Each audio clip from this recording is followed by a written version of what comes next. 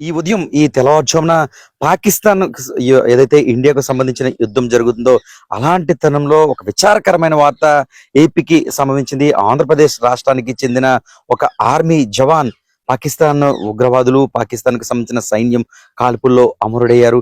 ఈ నేపథ్యంలో ఆంధ్రప్రదేశ్ రాష్ట్ర వ్యాప్తంగా ఇది ఒక విచారకరమైన విషయం అని చెప్పుకోవచ్చు. మర్చిపోలేం నీ త్యాగం అంటూ కూడా సోషల్ మీడియా వేదికగా వీరమరణం పొందిన జవాన్ కు శ్రద్ధాంజలి ఘటిస్తున్నారు రాష్ట్ర వ్యాప్తంగా.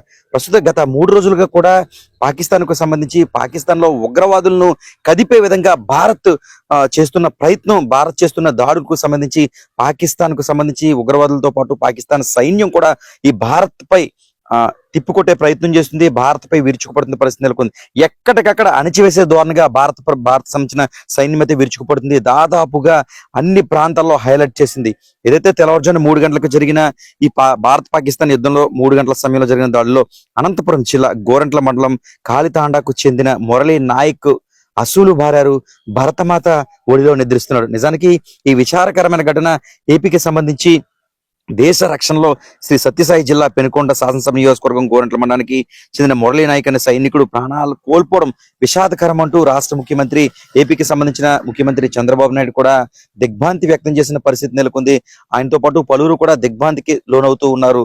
దేశ రక్షణ కోసం తన ప్రాణాలని పలంగా పెట్టిన మురళీ నాయక్ దేశంలోనే కాదు ప్రపంచంలోనే నిలిచిపోతారు. మరిచిపోలేం నీ ప్రాణ త్యాగాలంటూ కూడా పేర్కొంటున్నారు. మురళీ నాయక్ చాలా యాక్టివ్ గా యుద్ధానికి సంబంధించి గత 3 రోజులుగా కూడా చాలా యాక్టివ్గా ఉన్నారు. గత తెల్లవారుజామున 3 గంటలకు ఏదైతే పాకిస్తాన్ కి సంబంధించి శత్రు సైన్యం దాడులు చేసే క్రమంలో భారత్ దాదాపుగా మప్పు పెట్టిన పరిస్థితి నెలకొంది. అలాంటి సమయంలో పాకిస్తాన్ కి సంబంధించిన తోట తనకు తగలడంతో మృత్యువాత పడిన పరిస్థితి నెలకొంది. దీంతో రాష్ట్ర వ్యాప్తంగా భారత్ జవాన్, ముఖ్యంగా ఆంధ్రప్రదేశ్ కు సంబంధించిన జవాన్ మృత్యువాత పడడంతో పలువురు కూడా కన్నీరు పెట్టుకుంటున్న పరిస్థితి నెలకొంది. మరిచిపోలేం నీ త్యాగం అంటూ కూడా పేర్కొన్నారు. రాష్ట్ర ముఖ్యమంత్రితో పాటు పలువురు కూడా దేశ ప్రధానమంత్రి ఇలా పలువురు కూడా దిగ్భ్రాంతికి లోనై శ్రద్ధాంజలి ఘటిస్తున్న పరిస్థితి మాత్రం నెలకొంది. నిజానికి ఇలాంటి యుద్ధ వాతావరణంలో ఎంతో మంది త్యాగాలు మనల్ని కాపాడుతున్నాయని కూడా చెప్పుకోవచ్చు. బోర్డర్ ప్రాంతంలో వారి ప్రాణాలని అడ్డంగా పెట్టి భారత్ లో ఎంతో మందిని కాపాడుతున్న పరిస్థితులు అయితే మాత్రం నెలకొన్నాయి. ప్రశాంతంగా ఉన్న వాతావరణంలో ఈ పాకిస్తాన్ కు సంబంధించిన ఎవరైతే ఉన్నారో వాళ్ళు ఈ విధంగా మనుషుల్ని దారుణంగా చంపడంతో ఎలాంటి పరిస్థితి నెలకొన్నాయి. తాజాగా ఈ జరుగుతున్న యుద్ధ వాతావరణంలో ఒక ఆంధ్రప్రదేశ్ కాదు మరొక రాష్ట్రానికి చెందిన మరొక జవాన్ కూడా మృత్యువాత పడిన పరిస్థితి నెలకొంది. ఈ తెల్లవారుజామున 3 గంటలకు అనంతపురం జిల్లాకు చెందిన మురళీ నాయక్ అసూలు బారడంతో పలువురు కూడా దిగ్భ్రాంతికి లోనవుతున్నారు.